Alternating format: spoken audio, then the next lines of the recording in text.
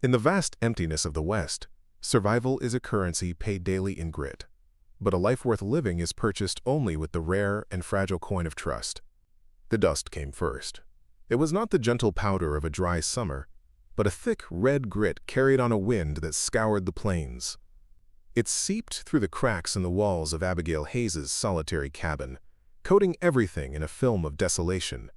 For nearly 2 years she had been alone, ever since her husband Arthur had ridden to town for seed and tools and simply never returned. He had taken their meager savings, leaving her with a hollow larder, a handful of chickens, and a shame that clung to her like the dust itself.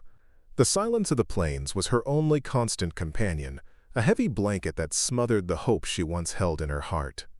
Her nearest neighbors, the Crawleys, were miles away, their rare visits more an exercise in morbid curiosity than genuine concern. "A woman alone out here," Mrs. Crawley would cluck, her eyes darting around the sparse cabin. "It is not right." Abigail learned to survive in that quiet, her conversations reserved for the endless sky and the whispering wind.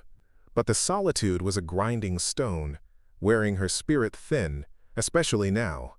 Beneath her worn calico dress, she carried a secret that grew heavier each day, the child Arthur had left behind, a final, silent testament to his abandonment. That evening, the sky bruised to a deep purple, promising a storm that matched the turmoil in her soul. The wind shifted from a mournful whisper to a low growl, rattling the single window pane in its frame. Abigail sat by the cold hearth, her hands wrapped around a cup of chicory coffee, watching the horizon vanish into a swirl of angry clouds. She had learned to read the moods of the weather, and this storm felt different.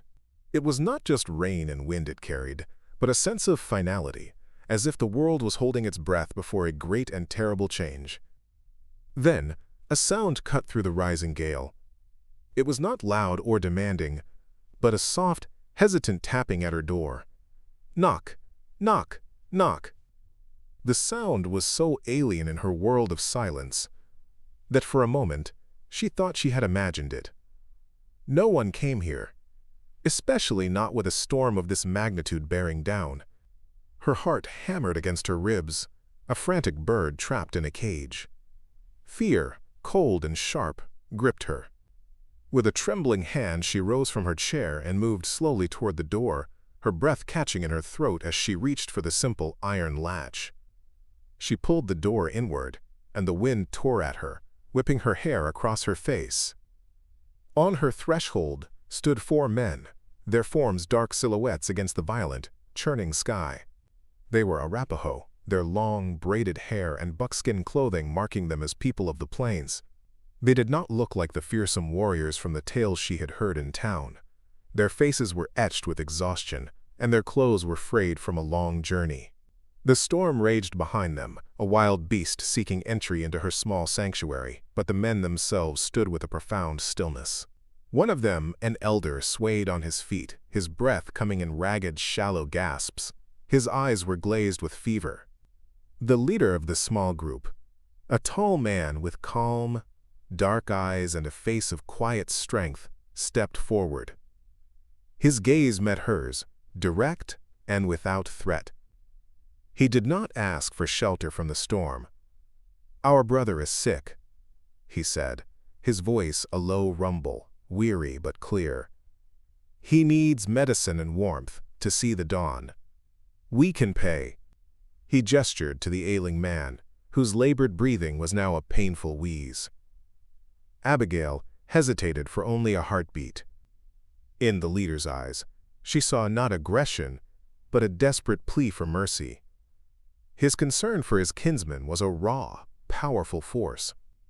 She looked at the sick man, his body trembling with chills despite the oppressive heat of the coming storm, and she remembered the fever that had taken her younger brother when she was just a girl. She remembered the helplessness, the desperate prayers that went unanswered. That memory, sharp and painful, made her decision for her. She could not turn them away.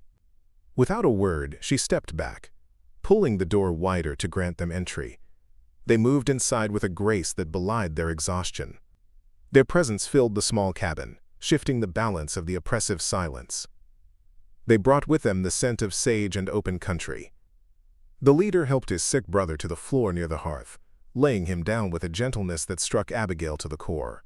She closed the door against the storm, and for the first time in 2 years the silence in her home was broken not by the wind, but by the quiet breathing of others. Abigail moved to her small cupboard, her hands sure and steady.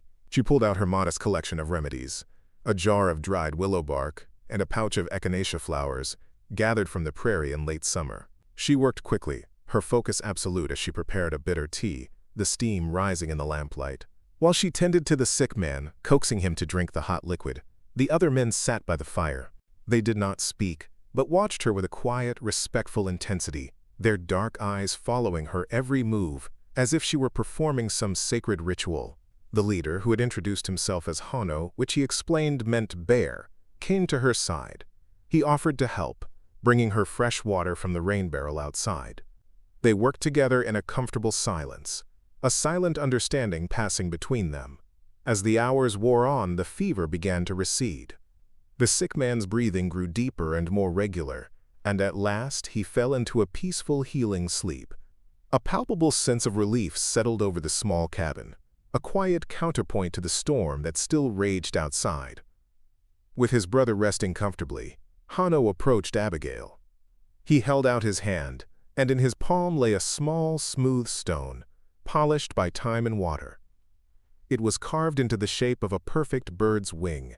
"For your kindness," he said, his voice low and sincere, "you have saved him." Abigail shook her head. "I did what anyone would do." She did not want payment for an act of common decency, but Hano's gaze was insistent. He was a man bound by honor, and she understood that refusing his gift would be a greater offense than accepting it.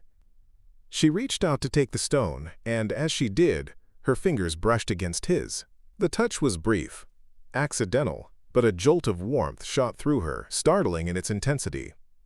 It was a simple human connection, a feeling she had forgotten existed. Her heart gave a painful lurch, a sudden awakening after a long and bitter slumber. She closed her hand around the smooth, cool stone, its weight a solid, reassuring presence in her palm. It was more than a payment. It was a promise, a link to the world she had thought she had lost forever. By morning, the storm had broken, leaving the air clean and sharp. The sick man was weak but lucid, the fever gone from his eyes. Two of Hano's companions gently helped him onto his horse, preparing to continue their journey to their winter camp. They offered their thanks to Abigail with solemn nods and quiet words in their own tongue. She watched them prepare to leave, a strange sense of loss settling upon her. The cabin already felt too quiet, too empty. She had grown accustomed to their presence in a single night. As the three men turned their horses to leave, Hano remained. He stood beside her cabin, his arms crossed over his chest, his gaze fixed on the distant horizon where his kinsmen were disappearing. "I am in your debt," he said, turning to face her. His expression was serious, his eyes holding a depth she could not quite fathom. "My brother lives because of you. I will stay until I know you are safe, and I have repaid what I owe."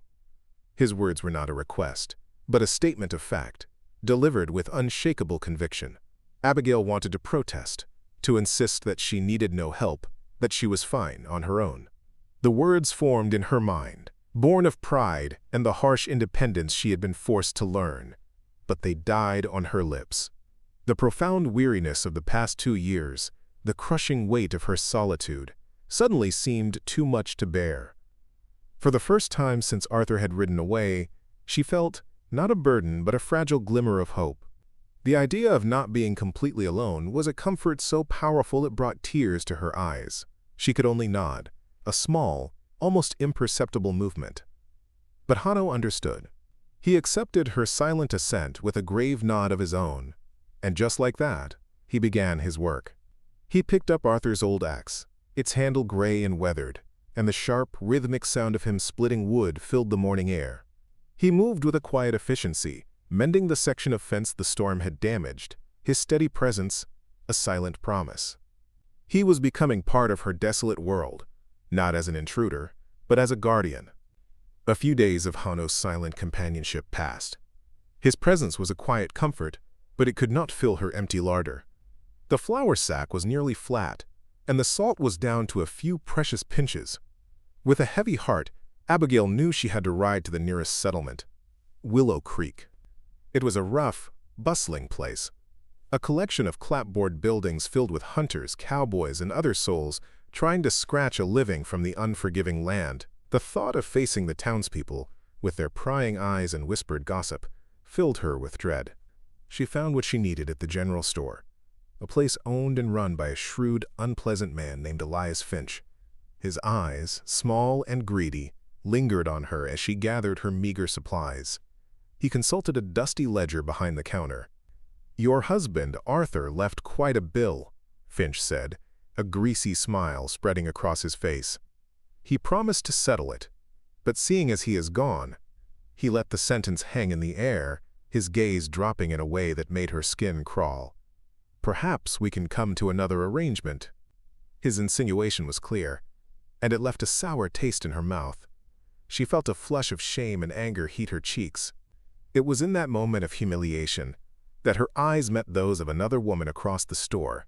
The woman was young, her face pale and her eyes holding a haunted, trapped expression. Abigail recognized her as Lottie, a girl who had arrived a few months ago as a mail-order bride for a local ranch hand, known for his heavy drinking and cruel temper. Their gazes held for only a second, but in that fleeting moment, a silent understanding passed between them. It was the shared look of two women, caught in different cages on the same harsh frontier. Lottie quickly looked away, intimidated by her husband who was lurking nearby, but the connection had been made. Abigail paid for her goods with the last of her egg money, ignoring Finch's leering smile.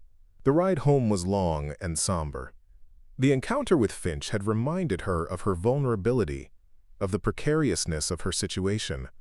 The world was full of men like him, men who saw a lone woman not as a person, but as an opportunity to be exploited. When Abigail returned to the homestead, she could not mask the worry that clouded her features. The encounter with Finch had unsettled her deeply, planting a seed of fear that was now taking root. Hanno saw the change in her immediately. He was mending a harness near the barn, and he paused in his work, his dark eyes studying her face with a quiet intensity. He did not press her for an explanation, did not ask what had happened in town. Instead, he simply offered her a silent, steady presence that was more comforting than any words could be. His quiet support was a fortress against the anxieties that swirled within her. That evening, as they sat by the fire, a comfortable silence settled between them. Hanno broke it, his voice low and thoughtful.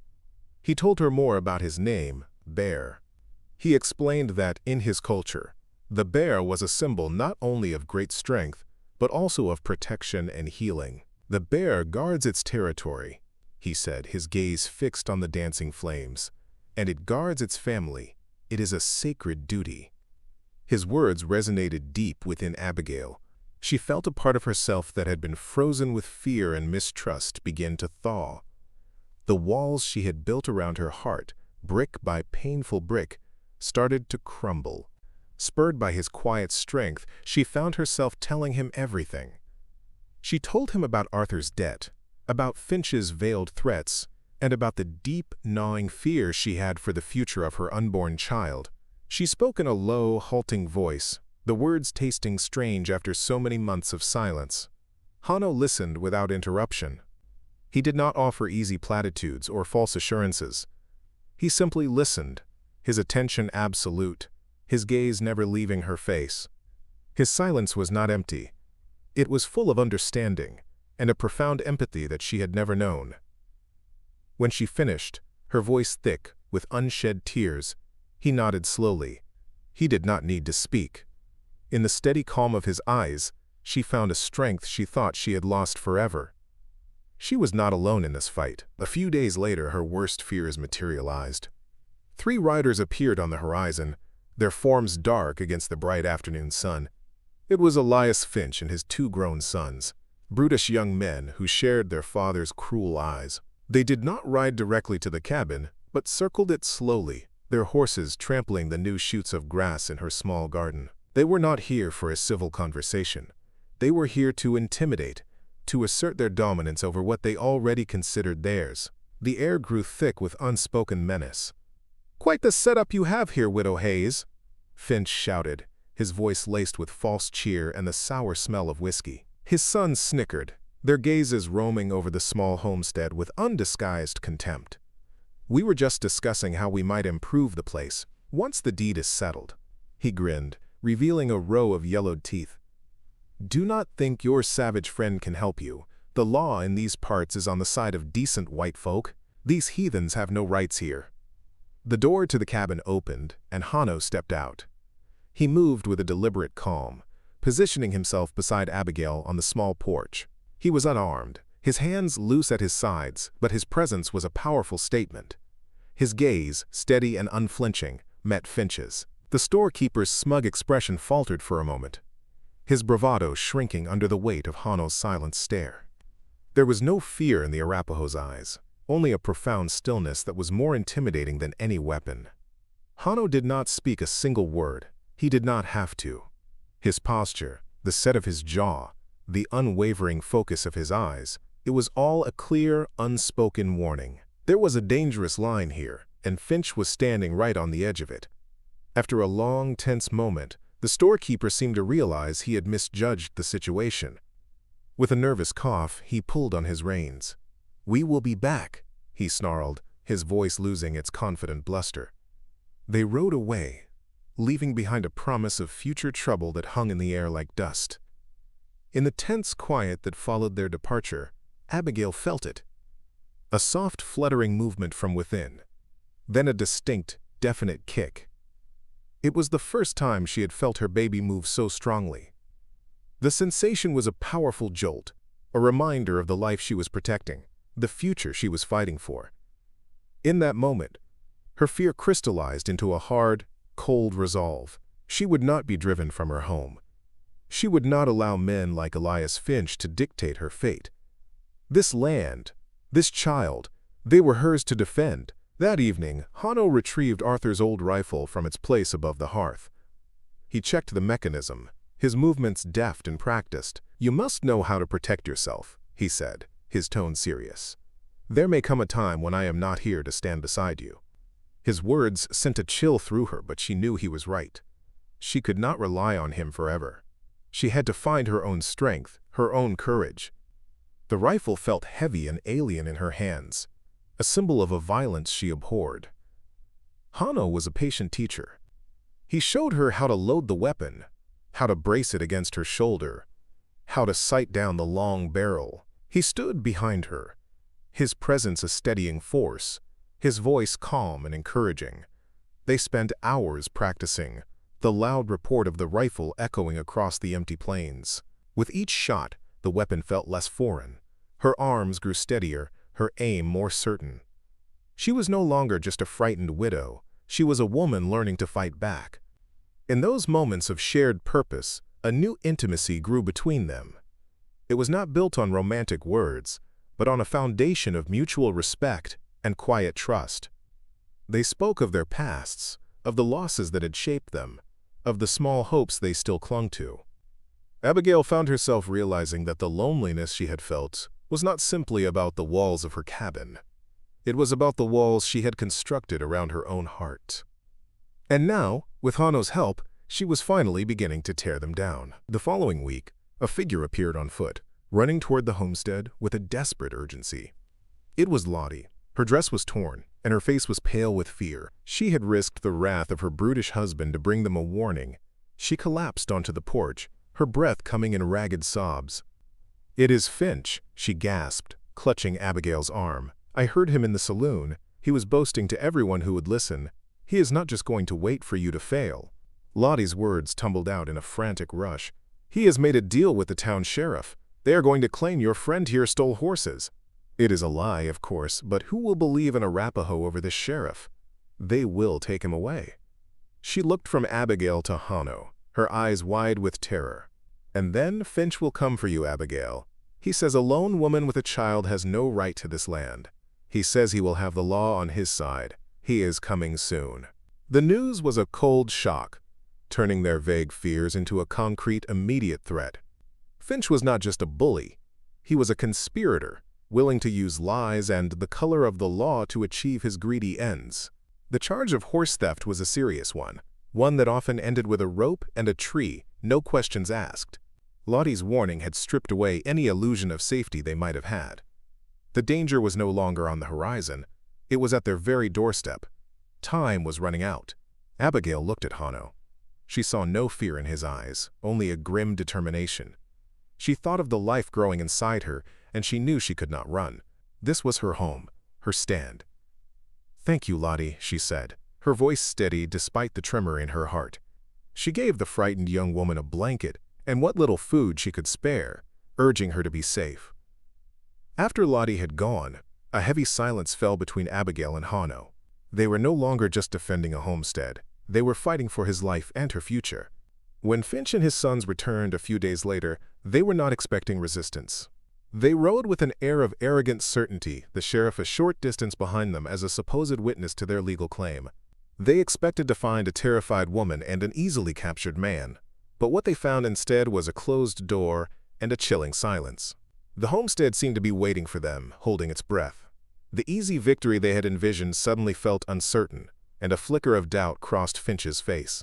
They dismounted, calling out for Hano to surrender. There was no answer. As Finch's sons moved toward the barn, confident and careless, they did not see the ropes stretched taut just above the ground. Hano had not prepared for a fight with weapons, but with knowledge of the land. The horses stumbled, their legs tangling in the ropes, and the two young men were thrown hard into the mud. They were unhurt but disoriented, their surprise and humiliation complete as they struggled to untangle themselves. At that moment, the cabin door opened.